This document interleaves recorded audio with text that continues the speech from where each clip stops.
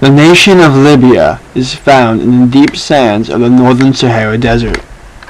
Only the nation's northern coastline is densely populated, with 90% of its citizens and 10% of the territory. Libya is also the third largest country in Africa, with nearly 1.7 million kilometers of territory, and slightly larger than the U.S. state of Alaska.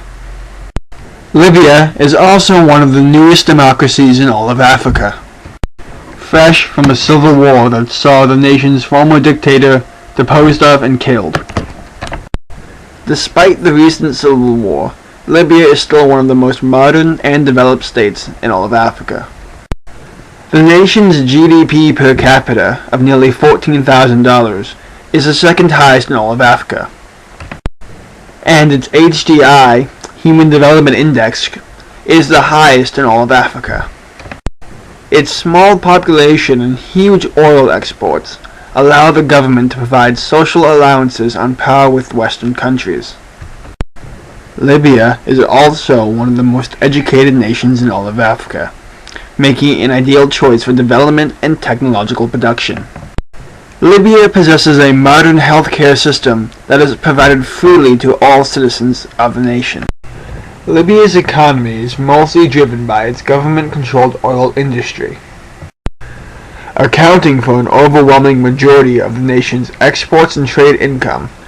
Oil is a major part of what has separated Libya from the normal, more poor African countries.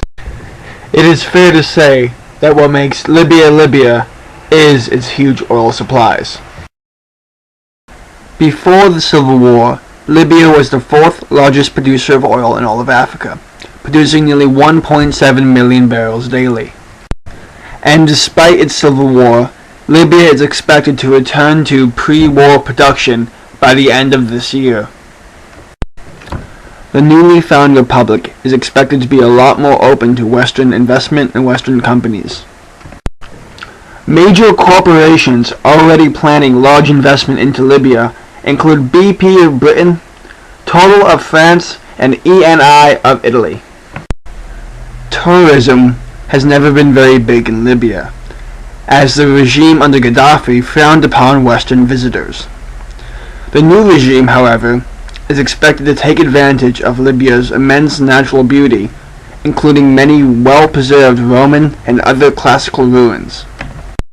Libya also has extremely low debt, just over $6 billion, little under 7% of the nation's real GDP of $92.6 billion.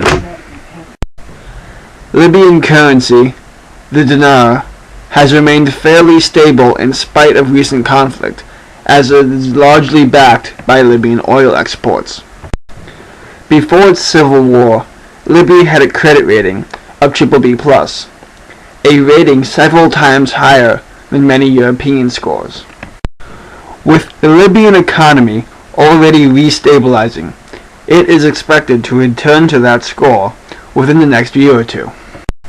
Libya is a fully developed and modernized nation, more so than any other African country, and its education system reflects this. As a result of its modern education, Libya's literacy rate is 82.3%, the highest of any African country. Libya is the most developed and modern nation in Africa, with a great location on the Mediterranean coasts. Its huge oil production gives the nation security and protection from global markets.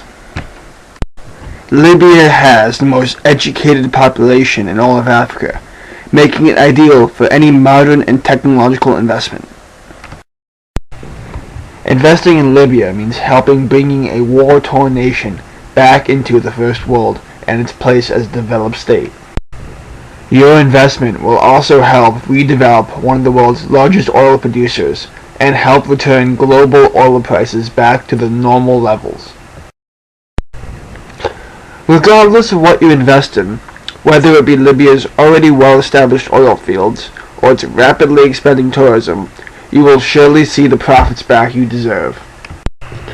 And lastly, you will be supporting the newest democracy in all of Africa, a beacon of hope to many oppressed people across the world. All in all, Libya is a great investment.